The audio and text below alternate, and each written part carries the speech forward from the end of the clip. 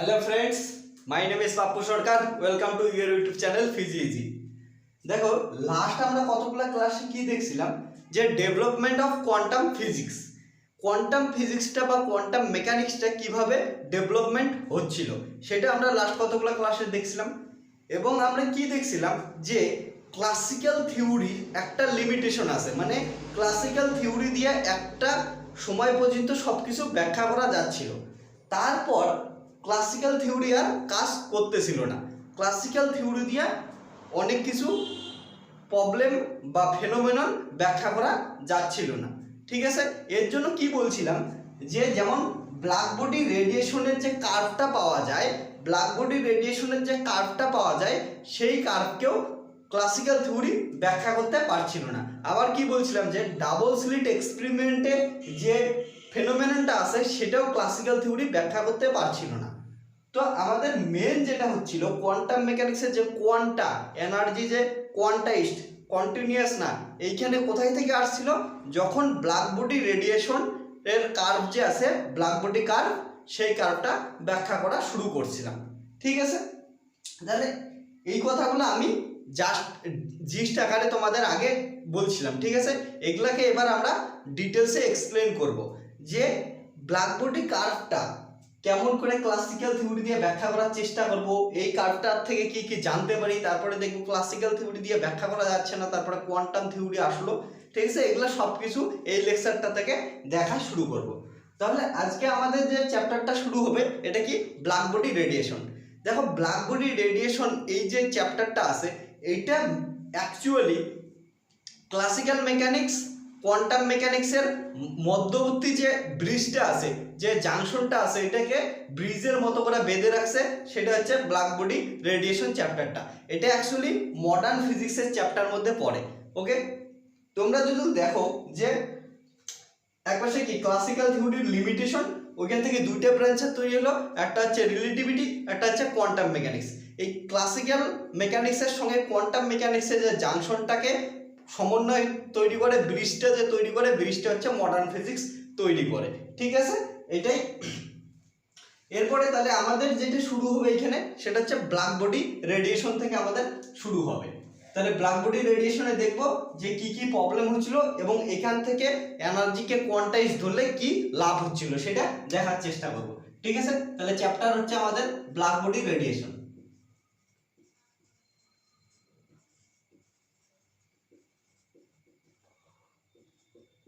ওকে। আর আগে লেকচারগুলায় যত কথাগুলো বলছিলাম তার একটা ছোট নোট বানায়, নিজের মতো করে নোট বানায় রাখবা। আর যদি কারো বানাইতে প্রবলেম হয় তাহলে আমাকে বললে আমি তোমাদের হোয়াটসঅ্যাপে পাঠিয়ে দেবো, আমার কাছে নোটটা বানানো আছে, ঠিক আছে। তাহলে এবার দেখি যে ব্ল্যাক বডি জিনিসটা কি বা ব্ল্যাক বডি রেডিয়েশনটা কি। ব্ল্যাক বডি রেডিয়েশনে ঢোকার আগে এমন করে আমরা শুরু করি যে তোমরা কিরশফসের নাম শুনছো, কিরশফস ল তোমরা অনেকবার পড়ছো বা নাম শুনছো, কি কিরশফস, ওকে। কিরশফসের নাম শুনছো। যে কিরশফস ল কি বলে, কিরশফস ল বলে যে যে কোনো বডি থেকে যে কোনো বডি থেকে যে কোনো টাইমে, যে কোনো বডি থেকে যে কোনো টাইমে যে কোনো এনার্জির রেডিয়েশন এমিটস করে, ঠিক আছে। কিরশফস ল কি বলে, কিরশফস ল বলে যে যে কোনো বডি থেকে যে কোনো টাইমে যে কোনো ওয়েভলেন্থের বা যে কোনো এনার্জির রেডিয়েশন ইমিটস হয়, ঠিক আছে। তাহলে কিরশফস ল কি বললো আমাদের, কিরশফস ল বললো যে যে কোনো বডি থেকে যে কোনো টাইমে প্রতিটা বডি থেকে একটা রেডিয়েশন ইমিটস হয়। তার মানে এমন করে বলতে পারো যে এই যে পেনটা আছে এই পেনটা থেকেও সব সময় রেডিয়েশন হচ্ছে, এই পেনটা থেকে সব সময় রেডিয়েশন হচ্ছে। তুমি যে মোবাইলটায় ভিডিওটা দেখতেছো এই মোবাইলটা থেকেও সব সময় রেডিয়েশন হচ্ছে, এই যে বোর্ডটা আছে বোর্ডটা থেকেও সব সময় রেডিয়েশন হচ্ছে। তারপরে তোমাদের মনে আসতে পারে যে রেডিয়েশন বলার সঙ্গে সঙ্গে তো অনেক কিছু মনে হয়, ঠিক আছে। তাহলে এর মধ্যে দিয়ে যে রেডিয়েশন হচ্ছে এটা আমরা দেখতে পাই না কেন বা বুঝতে পাই না কেন, এইগুলা সবগুলো জিনিসকে আমরা ডিটেলসে ব্যাখ্যা করবো, ঠিক আছে। দেখো, কিরশফ যখন বলে যে প্রতিটা বডি থেকে যে কোনো একটা লেন্থের ওয়েভলেন্থের রেডিয়েশন বের হচ্ছে বা যে কোনো এনার্জি রেডিয়েশন ইমিটস হচ্ছে বা অ্যাবজর্ব হচ্ছে। মানে কি বলছিল যে যদি কোনো একটা বস্তুকে বা অবজেক্টকে এমনি ফেলায় রাখো ওইখান থেকে যে কোনো এনার্জির রেডিয়েশন বের হয়ে যাইতে পারে, আবার যে কোনো বস্তুকে যদি অলরেডি প্রেজেন্ট রেডিয়েশন প্রেজেন্ট আছে, বুঝছো, রেডিয়েশন পড়ে আছে, ওই রেডিয়েশনের মধ্যে যদি কোনো বস্তুকে রাখো তাহলে যে কোনো বস্তু রেডিয়েশনকে অ্যাবজর্ব করবে। তাহলে যে কোনো বডি কির্চফস ল বলে যে কোনো বডি রেডিয়েশন ইমিটস করবে বা রেডিয়েশন অ্যাবজর্ব করবে। ঠিক আছে, এখন এই কথাগুলোকে একটু ডিটেলসে জানার চেষ্টা করি। ঠিক আছে, কির্চফস আরও বলে যে এই যে কোনো বডি বলতেছি, কিন্তু এই প্রতিটা বডির ক্ষেত্রে যে বডির যে রেডিয়েশন অ্যাবজর্পশন পাওয়ার বা এর যে ইমিটেশন রেডিয়েশন ইমিট পাওয়ারটা আছে প্রতিটা বডির নিজস্ব ম্যাটেরিয়ালের উপর ডিপেন্ড করবে। ঠিক আছে, তাহলে প্রতিটা বডির ক্ষেত্রে এর রেডিয়েশন পাওয়ার যেটাই বলো তোমরা ইমিট করা বা অ্যাবজর্ব করার ক্ষমতা এটার আলাদা আলাদা হবে। ঠিক আছে, যেই ব্ল্যাক বডি পরে বলতেছি, যে বডির ক্ষেত্রে রেডিয়েশন করার ক্ষমতা মানে ইমিট করা বা অ্যাবজর্ব করার ক্ষমতা 100% হবে, সেই বডিটাকে কি বলা হয়? Black body. ওকে, তার মানে যে কোনো বডির থেকেই রেডিয়েশন হচ্ছে ঠিকই, রেডিয়েশন ইমিট হচ্ছে বা রেডিয়েশন অ্যাবজর্ব হচ্ছে ঠিকই, কিন্তু এর মধ্যে পার্টিকুলার যে বডিটা 100% রেডিয়েশন অ্যাবজর্ব করবে বা রেডিয়েশন ইমিট করবে সেই বডিগুলোর নাম দেওয়া হবে ব্ল্যাক বডি। ওকে, সেই বডিগুলোর নাম দেওয়া হবে ব্ল্যাক বডি। ব্ল্যাক বডির এক্সাম্পল হিসেবে কি বলা হয় যে সানকে আমরা আইডিয়াল ব্ল্যাক বডি বলতে পারি, কারণটা আমরা জানি সানের মধ্যে থেকে সমস্ত ওয়েভলেন্থের রেডিয়েশন আসে, এমিট হয়, তার মানে ওর মধ্যে সমস্ত রকমের ওয়েভলেন্থ আসে। আবার একটা ম্যাটেরিয়াল আছে প্লাটিনাম ব্ল্যাক, একটা ম্যাটেরিয়াল যাকেও আমরা আইডিয়াল ব্ল্যাক বডি বলি। ঠিক আছে, দেখো আইডিয়াল ব্ল্যাক বডি বলে তো অ্যাকচুয়ালি কিছু হয় না, কারণটা 100% বলে কিছুই হয় না। তাহলে এইখানে এরা মোটামুটি 95 থেকে 98% রেঞ্জের মধ্যে রেডিয়েশনকে ইমিটস করে বা অ্যাবজর্ব করে, তবু এদের আমরা আইডিয়াল ব্ল্যাক বডি বলে থাকি। ঠিক আছে, এবার দেখো এইটুকু বোঝা হয়েছে সবার যে ব্ল্যাক বডি কাকে বলো, কির্চফস ল কি বলে। ঠিক আছে, এবার তোমাদের মনে হতে পারে যে কোনো বডি থেকে একটা ব্ল্যাক বডি ইমিট বা অ্যাবজর্ব হওয়ার কথা বললাম। ঠিক আছে, এই দুটার কেমন করে লিঙ্ক থাকতে পারে। ঠিক আছে, একটু দেখো যে কি বলা হয়, যে বেশি ভালো গুড অ্যাবজর্বার হবে সে তত বেশি ভালো গুড এমিটার্সও হবে। মানে যে যতটা অ্যাবজর্ব করবে সে ততটাই ভালো ইমিট করবে। এমন একটা উদাহরণ তোমাদের বলছিলাম যে মরুভূমি দিনের বেলা যতটা হিট অ্যাবজর্ব করে রাত্রিবেলা অতটাই হিট কি করে রেডিয়েট করে, তার জন্য দিনের বেলা যতটা গরম হয় রাত্রিবেলা ঠিক ততটাই ঠান্ডা হয় মরুভূমির ক্ষেত্রে। ঠিক আছে, তাহলে এইখানেও এমন করেও ভাবতে পারো, মরুভূমির কথা না ভাবে এই পেনটার কথাই ভাবতে পারো। আমি কি বললাম যে কোনো বডি থেকে, আমি বলিনি, পুরো কির্চফ বলছে, আমি ওটাকে জাস্ট তোমাদের সামনে প্রেজেন্ট করতেছি যে কোনো বডি থেকে রেডিয়েশন কি হয়, ইমিট হয়। ঠিক আছে, তাহলে দেখো বা অ্যাবজর্ব হয়। ঠিক আছে, এই কথাটার মানে দেখো এই যে পেনটা আছে, পেনটাকে এমনি যদি এমন অবস্থায় রেখে দেই এর টেম্পারেচার কি বাড়বে? এর টেম্পারেচার বাড়বে না, এর টেম্পারেচার তো বাড়ে না, এর টেম্পারেচার কি ঠিকই থাকে। তাহলে কির্চফসের ল অনুযায়ী এ যদি ব্ল্যাক বডি অ্যাবজর্ব করে, এ যদি রেডিয়েশন অ্যাবজর্ব করে তাহলে কি যতটা পরিমাণ রেডিয়েশন অ্যাবজর্ব করলো ঠিক ততটা পরিমাণ রেডিয়েশনে ইমিটও করবে, যতটা পরিমাণ রেডিয়েশন অ্যাবজর্ব করলো ঠিক ততটা পরিমাণ রেডিয়েশন ইমিটও করবে। তার জন্যই তো এই পেনটার এই মার্কারটার টেম্পারেচার সেম আছে। এই যে বোর্ডটা দেখতেছো এর টেম্পারেচার সেম আছে, এই অবস্থায় টেম্পারেচার সেম আছে, মানে কি এ যতটা ব্ল্যাক বডি অ্যাবজর্ব করতেছে ঠিক ততটাই ইমিট করতেছে, তার জন্যই এর মধ্যে টেম্পারেচারের কোনো ডিফারেন্স আসতেছে না। ঠিক আছে, এইখান থেকেও বুঝতে পারো যে যে যত বেশি গুড অ্যাবজর্বার হবে সে তত বেশি গুড এমিটারও হবে। ঠিক আছে, তাহলে ব্ল্যাক বডি জিনিসটা কি আশা করি সবাই তোমরা বুঝতে পারছো। ওকে, তাহলে ব্ল্যাক বডি কি? Black body a body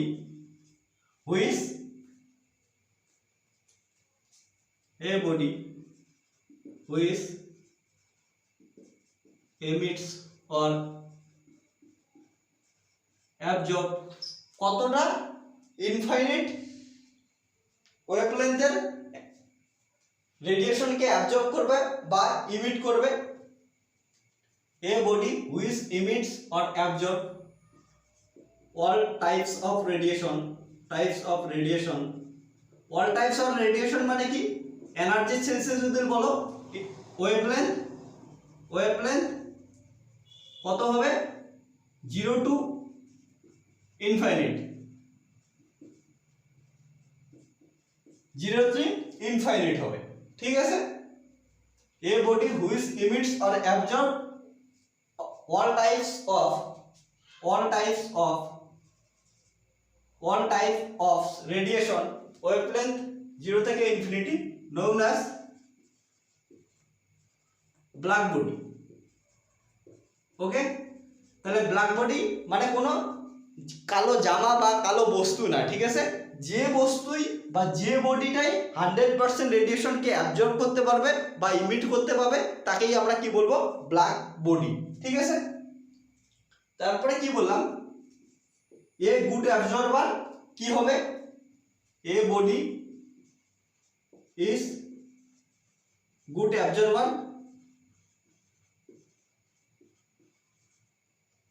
as well as good emitters। যে যত বেশি ভালো অ্যাবজর্ব করবে সে তত বেশি ভালো এমিটারও করবে। এক্সাম্পল কি বলছিলাম তোমাদের? সান, প্লাটিনাম ব্ল্যাক,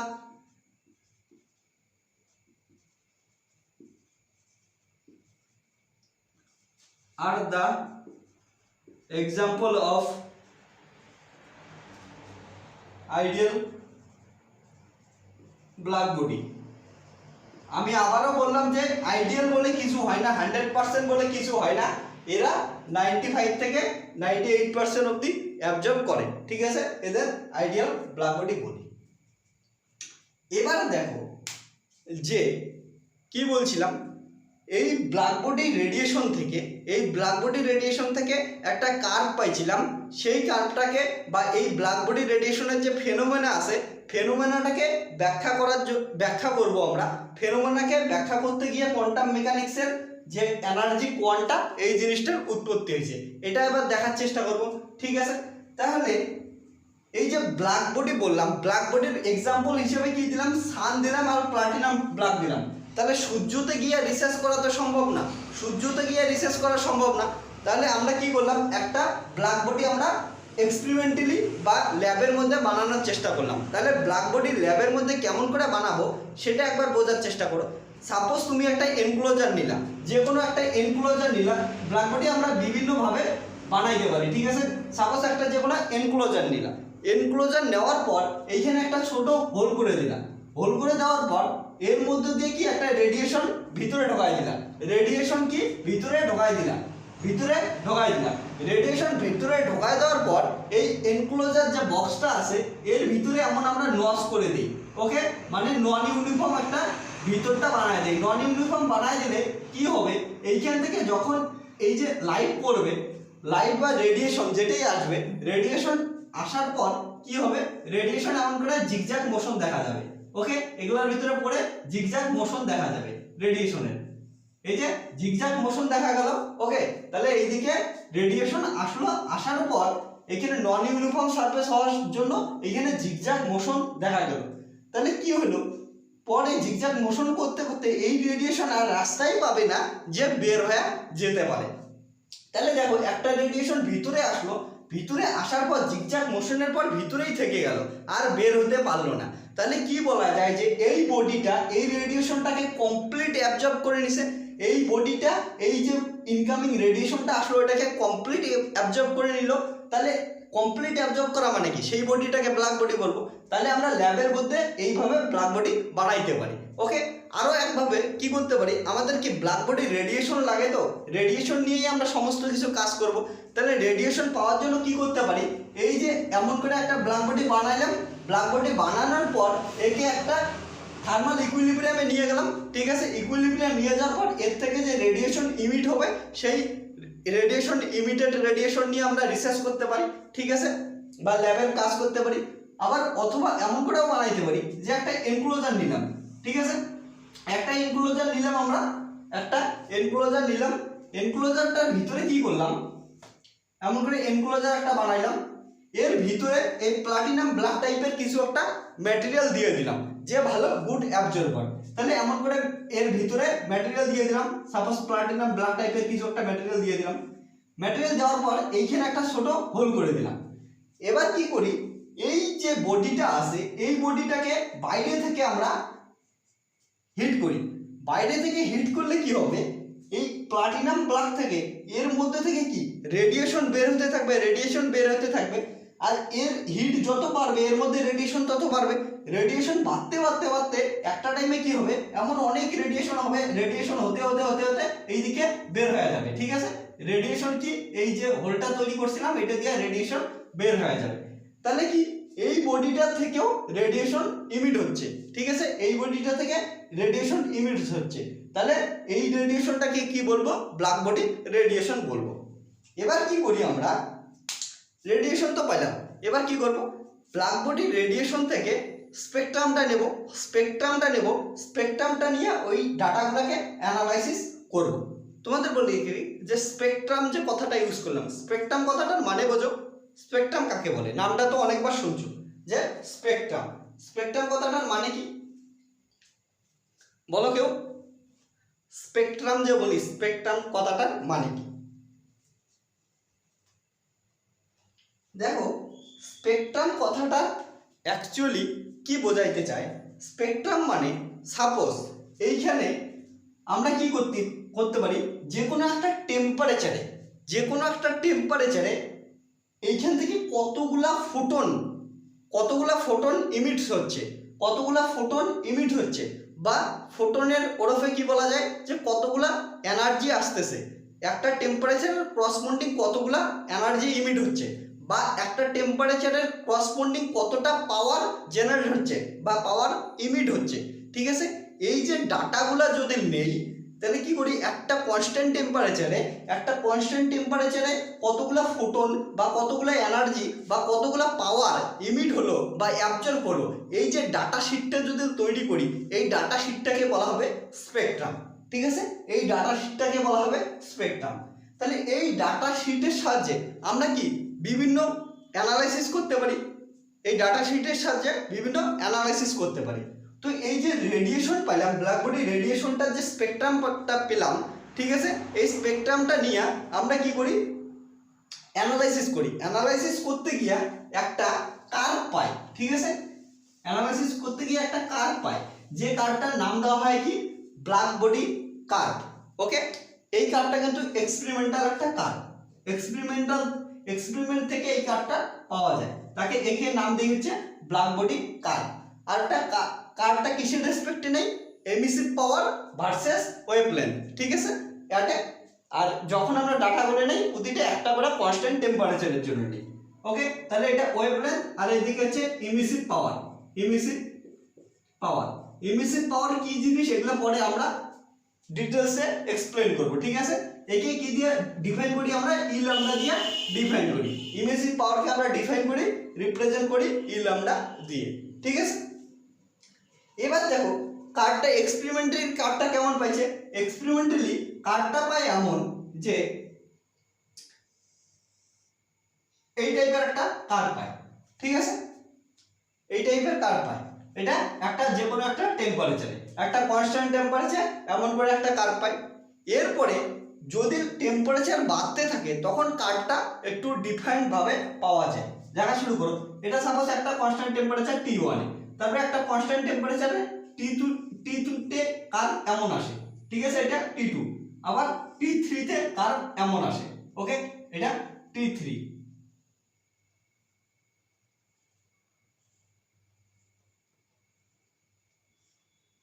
এটা T3 তে, তাহলে T1 T2 T3, এই কার্ভটা T1 সবার থেকে ছোট, তারপরে ধীরে ধীরে বাড়তেছে, T3 সবার থেকে বড়।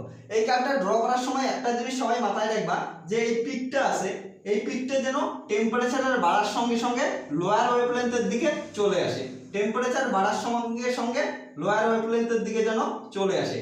যখন তুমি এই গ্রাফটা ড্র করবা এই জিনিসটা খেয়াল রাখবা, ঠিক আছে, যত টেম্পারেচার বাড়াবা এই পিকটা এইদিকে আসবে, ঠিক আছে। তাহলে কি হলো, এইটা কি এটা একটা এক্সপেরিমেন্টাল কার্ভ, কিন্তু যে ব্ল্যাক বডি রেডিয়েশনটা পেলাম সেটার থেকে এক্সপেরিমেন্টাল কার্ভ এমন দেখতে আসে, ওকে। তাহলে দেখি এই এক্সপেরিমেন্টাল কার্ভটা আমাদের কি কি বলে, এই এক্সপেরিমেন্টাল কার্ভটা আমাদের কি কি বলে, এই এক্সপেরিমেন্টাল কার্ভটার বৈশিষ্ট্য কি কি, এই বৈশিষ্ট্যগুলো জানার পর সেই বৈশিষ্ট্যগুলোকে কি আমরা থিওরিটিক্যালি ভেরিফাই করার চেষ্টা করব, থিওরিটিক্যালি জানার চেষ্টা করব কেমন করে এটা আসতে পারে, ঠিক আছে। এটা সবাই ড্র করো। এবার দেখো এই কার্ভটা থেকে যে বৈশিষ্ট্যগুলো আসবে সেগুলো তোমরা নিজেরাই বলতে পারো, ঠিক আছে। কার্ভটা তো পাওয়া গেছে এক্সপেরিমেন্টালি, এবার তোমরা এটার যে বৈশিষ্ট্যগুলো আসবে বৈশিষ্ট্যগুলো নিজেরাই বলতে পারবা। তাহলে আমরা এখানে কি করতেছি, যে এক্সপেরিমেন্ট হয়েছে, এক্সপেরিমেন্টাল রেজাল্ট নিয়ে কথা বলতেছি, ঠিক আছে, এক্সপেরিমেন্টাল রেজাল্ট নিয়ে কথা বলতেছি এখানে, ঠিক আছে। তাহলে এটা ব্ল্যাক বডি রেডিয়েশনের কার্ভ পেলাম, এই কার্ভটাকে ব্ল্যাক বডি কার্ভ বলা হয়, ঠিক আছে। এটার নাম কি দিলাম, black body curve, black body curve, তাহলে এটার নাম কি, ব্ল্যাক বডি কার্ভ। এবার দেখো এই কার্ভটার কিছু কিছু প্রপার্টিজ লেখি, ঠিক আছে। প্রপার্টিজ, 1 নম্বর প্রপার্টিজ, এই যে তোমরা কার্ভটা দেখলা, ঠিক আছে, এই কার্ভটা তো দেখলা, ওকে। কার্ভটা বলো তো কন্টিনিউয়াস কার্ভ না ডিসকন্টিনিউয়াস কার্ভ, কার্ভটা কন্টিনিউয়াস কার্ভ না ডিসকন্টিনিউয়াস কার্ভ, বলো একবার। কার্ভটা একটা কি, কন্টিনিউয়াস কার্ভ, ঠিক আছে, দেখেই বোঝা যাচ্ছে। তাহলে কি, black body curve is continuous, black body curve is continuous, ঠিক আছে। একটা তাহলে বৈশিষ্ট্য তোমরা নিজেরাই বললাম, ঠিক আছে। এরপরে আর একটা বৈশিষ্ট্য বলার চেষ্টা করি, তোমরা একটু ভালো করে কার্ভটা দেখো, এখান থেকে আর একটা কি বৈশিষ্ট্য বলতে পারো একবার দেখো, দেখার পর বৈশিষ্ট্য বলো একটা, কি হতে পারে। দেখো এই ধরনের একটা কার্ভ, যে কোনো একটা কনস্ট্যান্ট টেম্পারেচারে এমন করে কার্ভটা যাচ্ছে, তার মানে কি ওয়েভলেন্থ চেঞ্জ হওয়ার সঙ্গে সঙ্গে কার্ভটা থেকে কি পাওয়া যায়, এমিসিভ পাওয়ার আলাদা আলাদা হচ্ছে না, ডিফারেন্ট ওয়েভলেন্থের জন্য ডিফারেন্ট এমিসিভ পাওয়ার পাওয়া যাচ্ছে। দেখো একটা যে কোনো একটা কনস্ট্যান্ট টেম্পারেচারে এই ওয়েভলেন্থের জন্য যে এমিসিভ পাওয়ার পাবা, এই ওয়েভলেন্থের জন্য এমিসিভ পাওয়ার আলাদা, এই ওয়েভলেন্থের জন্য এমিসিভ পাওয়ার আলাদা, ঠিক আছে। তাহলে কি there is different emissive power, different emissive power with respect to different wavelength, okay, emissive power at different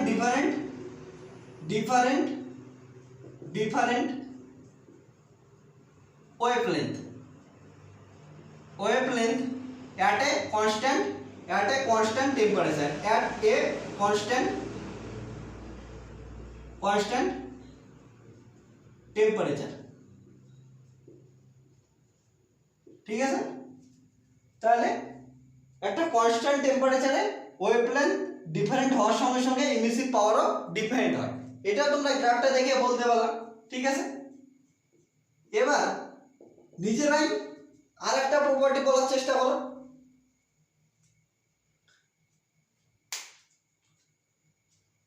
দেখো আর একটা কি প্রপার্টি হবে, একটা পার্টিকুলার কনস্ট্যান্ট টেম্পারেচারে একটা পার্টিকুলার কনস্ট্যান্ট টেম্পারেচারে কি হয়, ওয়েভলেন্থ বাড়ার সঙ্গে সঙ্গে এমিসিভ পাওয়ার বাড়তে থাকে। এইখানে দেখো ওয়েভলেন্থ বাড়ার সঙ্গে সঙ্গে এমিসিভ পাওয়ার বাড়তে থাকে এবং ওয়েভলেন্থের একটা পার্টিকুলার জায়গায় গিয়ে এমিসিভ পাওয়ার পিকে ওঠে, তারপরে আবার এমিসিভ পাওয়ার ডিক্রিজ হতে থাকে। ঠিক আছে, তাহলে একটা পিক অবধি বাড়ে, ইনক্রিজ হয়, তারপরে ডিক্রিজ হয়। একটা পার্টিকুলার টেম্পারেচার, একটা টেম্পারেচারের জন্য কি হয়, ইনক্রিজিং পাওয়ার, এমিসিভ পাওয়ার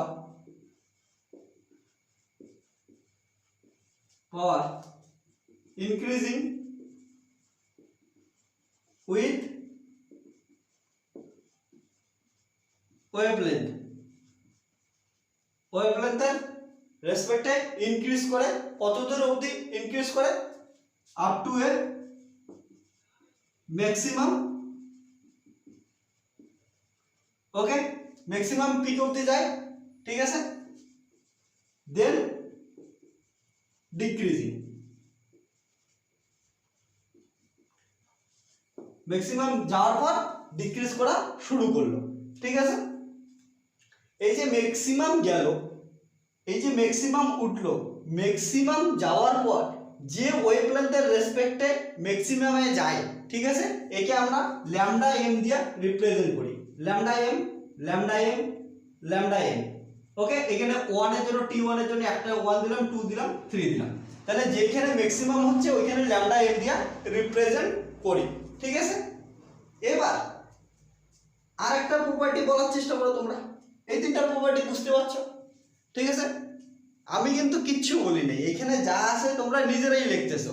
ঠিক আছে, দেখো তোমরা গ্রাফ দেখে তোমরা যা বলতেছো তোমাদের মনের কথাটা আমি লিখতেছি। ঠিক আছে, তোর মনের কথা আমি বুঝতে পারছি জন্য এগুলো লিখতেছি, তুই নিজেই বল এখন, তাহলে 4 নাম্বার প্রপার্টিটা কি হবে বল, আমি তোর কথা শুনেই লিখবো। ঠিক আছে,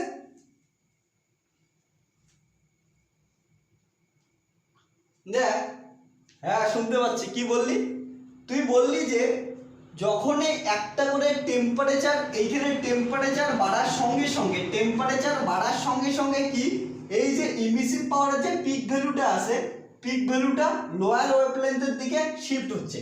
দেখ এইখানে T1 এ টেম্পারেচার কম ছিল, এর পিকটা এইখানে ছিল, আবার T2 তে টেম্পারেচার একটু বাড়লো, এর পিকটা এইদিকে আসলো, T3 তে আরো পিকটা এইদিকে সরে আসলো, মানে টেম্পারেচার বাড়ার সঙ্গে সঙ্গে এমিসিভ পাওয়ারের পিক ভ্যালুগুলো লোয়ার ওয়েভলেন্থের দিকে শিফট হচ্ছে, এটাই তো বলছিলি। ঠিক আছে, এটা তাহলে লেখ, one increasing temperature peak value of emissive power, peak value of emissive power, okay, shifted, কোন দিকে শিফট হচ্ছে, শিফটেড টুয়ার্ডস লোয়ার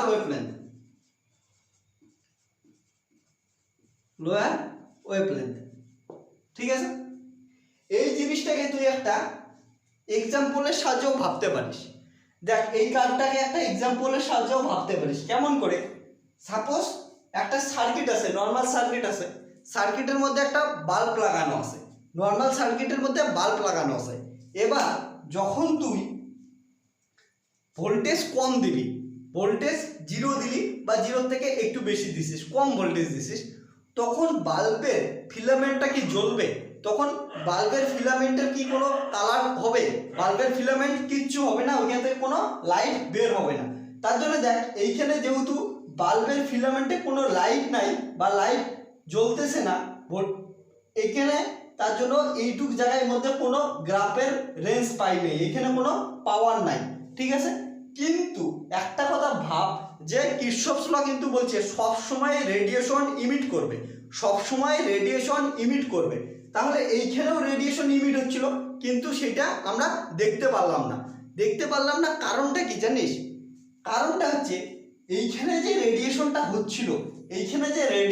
হচ্ছিল, বাল্বটা জ্বলা দেখতে পারলাম না, কারণ এইখানে যে রেডিয়েশনটা হচ্ছিল সেই রেডিয়েশনটা ভিজিবল রেঞ্জের মধ্যে পড়ে না, সেই রেডিয়েশনটা কি ভিজিবল রেঞ্জের মধ্যে পড়ে না, তাই আমরা দেখতে পাই না। ঠিক আছে, যদি ভিজিবল রেঞ্জের মধ্যে পড়তো তাহলে তো আমরা দেখতে পারতাম। ওকে, তাহলে কি হলো, দেখ প্রথমে যদি আমরা ধরে একটা টেম্পারেচার 40 ভোল্ট দিলাম, 40 ভোল্টের জন্য কি হবে, প্রথমে দিকে কিছুই পাবো না, ধীরে ধীরে যখন 40 ভোল্ট দিলাম, ওকে, তারপরে যখন এই 40 ভোল্ট দেওয়ার পর ভোল্টেজ বাড়াচ্ছি ধীরে ধীরে ভোল্টেজ বাড়াচ্ছি।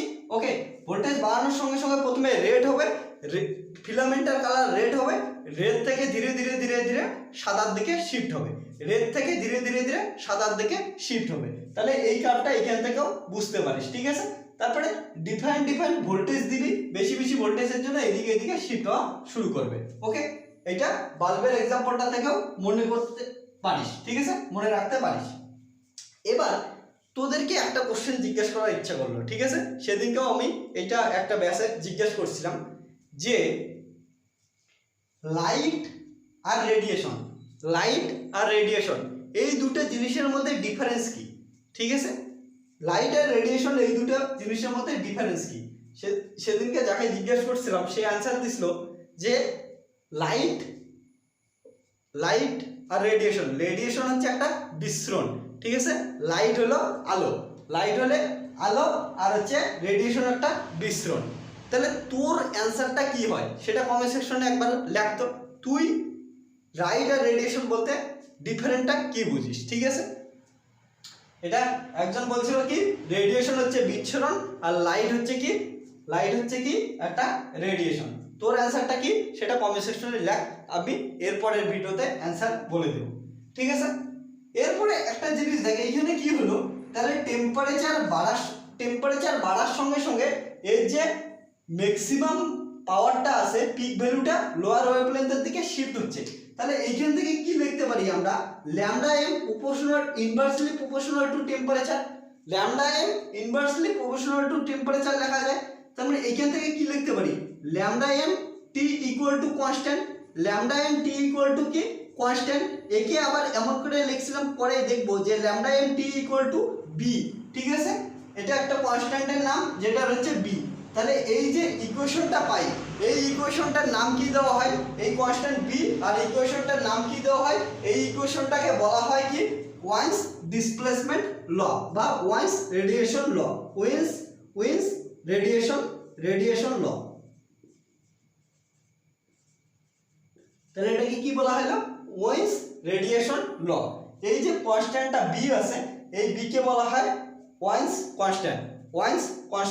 তাহলে কি বি এর নাম কি ওয়াইন্স রেডিয়েশন কনস্ট্যান্ট বা ওয়াইন্স কনস্ট্যান্ট। দেখ এই বিটা মনে রাখা খুব দরকার, এইটা দিয়ে অনেকবার কোশ্চেন আসে। ঠিক আছে, বি এর ভ্যালুটা কত, বি এর ভ্যালুটা এমন করে মনে রাখবে। ঠিক আছে, বি এর ভ্যালু কত এটা কিন্তু মনে রাখিস সবাই, এটা অনেকবার আসে। 2.898 ইন্টু 10⁻³ ইউনিটটা হচ্ছে মিটার কেলভিন, ঠিক আছে, এটা মনে রাখবি। তাহলে এখান থেকে ওয়াইন্স ল, এটাকে বলি আমরা ওয়াইন্স ল। ঠিক আছে,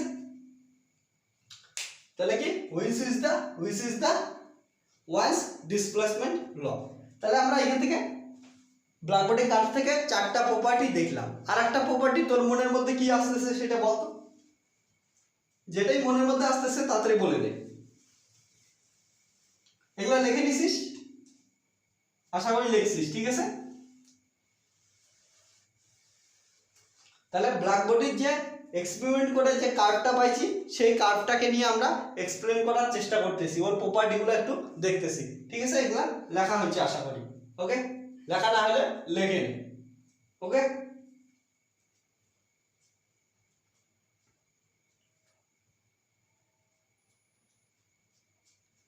এবার বল যে, ঠিক আছে লেখা আছে, এবার বল যে কোনো কিছুর ইন্টিগ্রেশন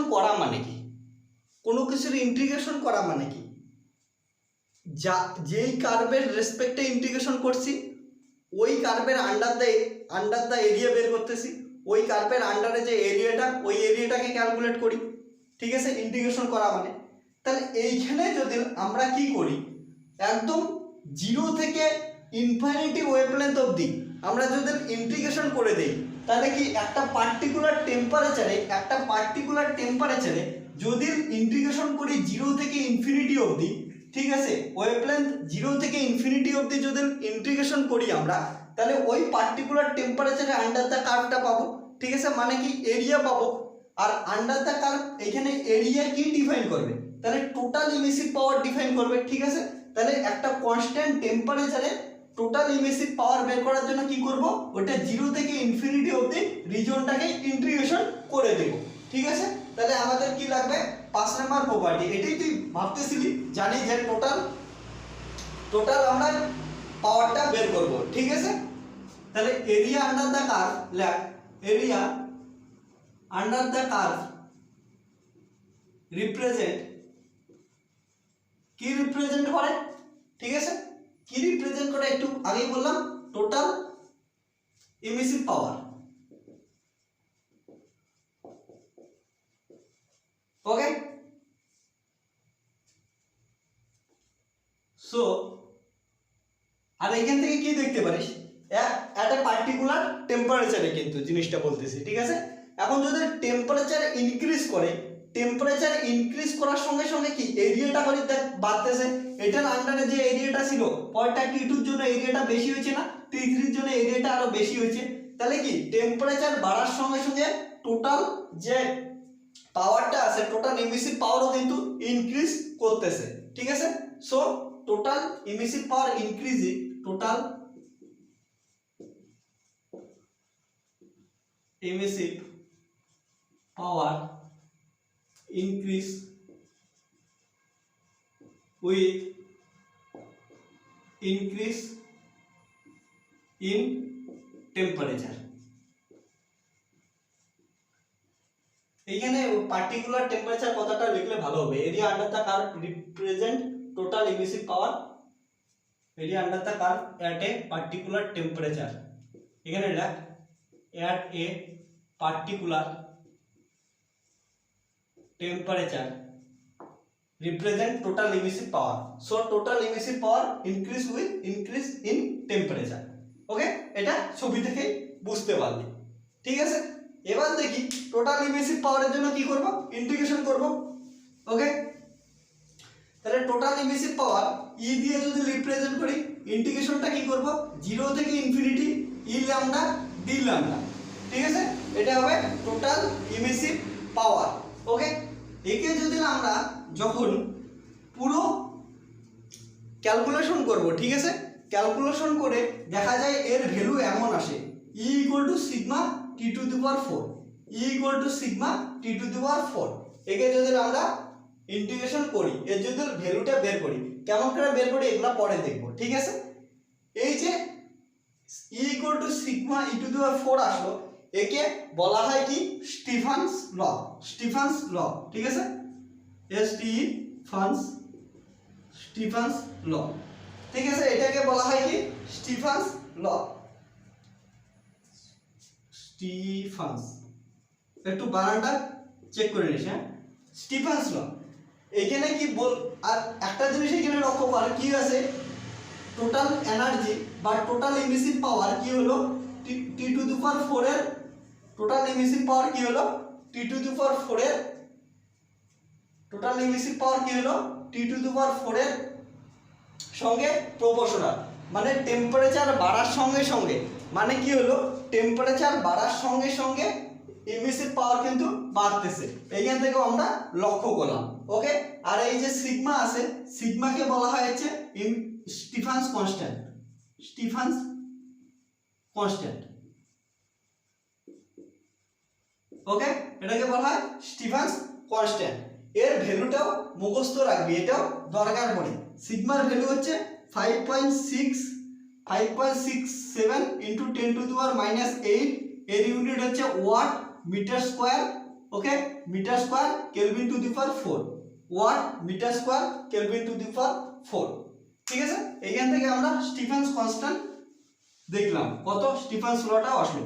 তাহলে এইখানে সবাইকে নোট হিসাবে তোদের বোল্ড করে বলে রাখি, এটা কিন্তু সবাই মাথায় ঢোকায় রাখ, স্টিফানস লতে যে এনার্জিটা পাই সিগমা = T⁴, এই এনার্জিটা ইমিসিভ পাওয়ারটা, এই ইমিসিভ পাওয়ারটা কিন্তু টোটাল পাওয়ার। এই ইমিসিভ ই হচ্ছে কি ইমিসিভ, এটা কি টোটাল পাওয়ার, কিন্তু মনে রাখবি টোটাল ইমিসিভ পাওয়ার, এখানে লিখেই দে টোটাল ইমিসিভ পাওয়ার। ঠিক আছে, এটা কিন্তু টোটাল ইমিসিভ পাওয়ার। কোশ্চেন প্রবলেম করার সময় এই জিনিসটা কিন্তু অনেকবার তোদের প্রবলেম তৈরি করবে। ঠিক আছে, প্রবলেম করার সময় প্রবলেম তৈরি করবে, কারণ এটা অনেক সময় টোটাল ইমিসিভ পাওয়ার জিনিসটা খেয়ালেই থাকবে না, অঙ্ক ভুল করে দিয়ে আসবে। আমি গ্যারান্টি দিলাম এটার প্রবলেমটা কিন্তু ট্রিকি প্রবলেম হয়। ঠিক আছে, টোটাল ইমিসিভ পাওয়ার জিনিসটা মনে রাখবি। ওকে, এরপরে এইখান থেকে কি করি, আর একটা প্রপার্টি বলার চেষ্টা কর। কে বলবি আর একটা প্রপার্টি? হাত তোল যে বলবি। ঠিক আছে, তাড়াতাড়ি হাত তোল, এটার জন্য অফার আছে, হাত তুললেই অফার। ওকে, এইটা দেখ, একটা ভালো একটা ইম্পর্টেন্ট আর একটা প্রপার্টি বের হয়ে আসবে। যে বলতে পারবি তার এখনই হাত তোল প্রপার্টিটা বলার জন্য। ঠিক আছে, প্রপার্টিটা কি হবে? গ্রাফ দেখ আর বল, গ্রাফ দেখ আর বল প্রপার্টি। ঠিক আছে, ও তুই হাত তুলছিস, ঠিক আছে, দেখছি আমি, তোকে ট্রফি পাঠিয়ে দেবো। ঠিক আছে, দেখ আগে তুই যেটা ভাবছিস ওটার সঙ্গে মেলে কি মেলে না। আশা করি মিলছে। ঠিক আছে, বুঝতে পারছি তোর কথা। কি দেখ এইখানে বলতে চাচ্ছে যে আগে যেমন দেখলাম কি একটা কনস্ট্যান্ট টেম্পারেচারে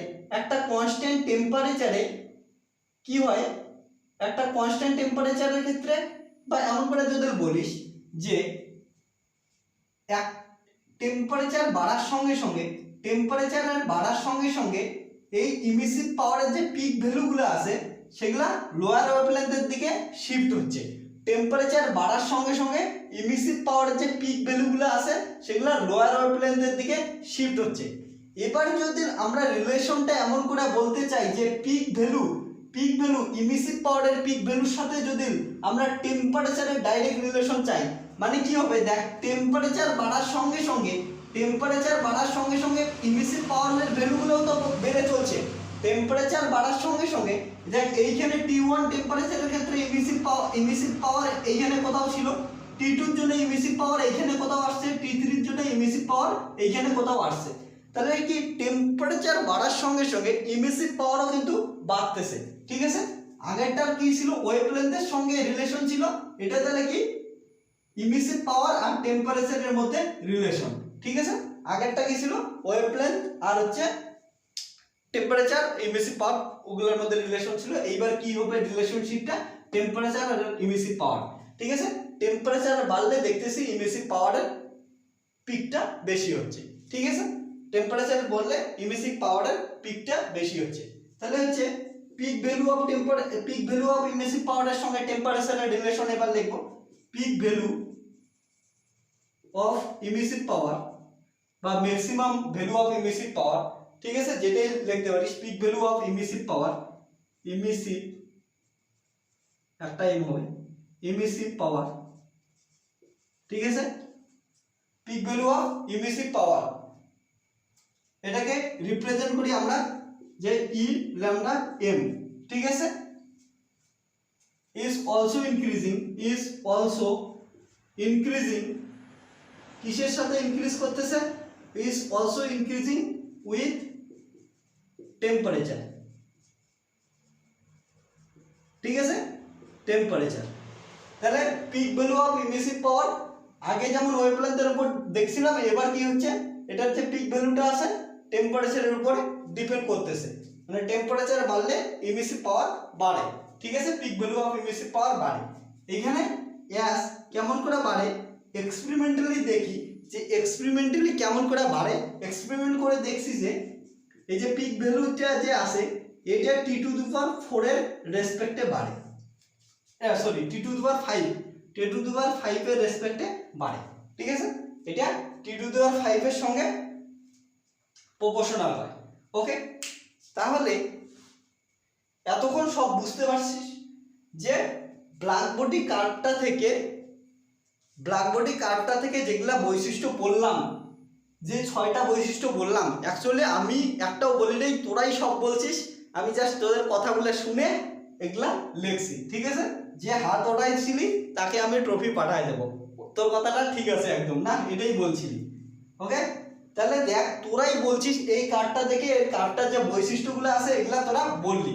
এবার কি করব, আমাদের এখনকার যেটা টাস্ক হবে, এই যে এক্সপেরিমেন্টাল কার্ডটা পাইলাম, ব্ল্যাক বডি কার্ডটা পাইলাম, এটার বৈশিষ্ট্যগুলো দেখলাম। এবার আমাদের যেটা টাস্ক হবে সেই টাস্কটা কি হবে, এই বৈশিষ্ট্যগুলোকে থিওরিটিক্যালি প্রুভ করার সাহায্য করব, থিওরিটিক্যালি এক্সপ্লেন করার সাহায্য করব। ঠিক আছে, এটা পরের লেকচারে দেখব। এই লেকচারটা যদি ভালো লাগে কি করতে লাগবে, লাইক শেয়ার সাবস্ক্রাইব। আর যদি তোর কোনো প্রবলেম হয় তুই যেমন হাত তুলছিলি সেটা জানাবি, তারপরে কি জিজ্ঞেস করছিলাম তোকে, লাইট আর রেডিয়েশনের মধ্যে ডিফারেন্স কি, ঠিক আছে এটা বলবি। এগুলা কমেন্ট সেকশনে সব জানাই দিবি। আর কোনো প্রবলেম হলে অবশ্যই কমেন্ট সেকশনে কমেন্ট করবি, অথবা physics7@gmail.com এ মেল করতে পারিস। ওকে, এইটুক আজকে ছিল। লেকচারটা কেমন লাগলো অবশ্যই জানাবি। Okay, tata, bye bye, take care, জয় হিন্দ, বন্দে মাতরম, ভারত মাতা কি জয়।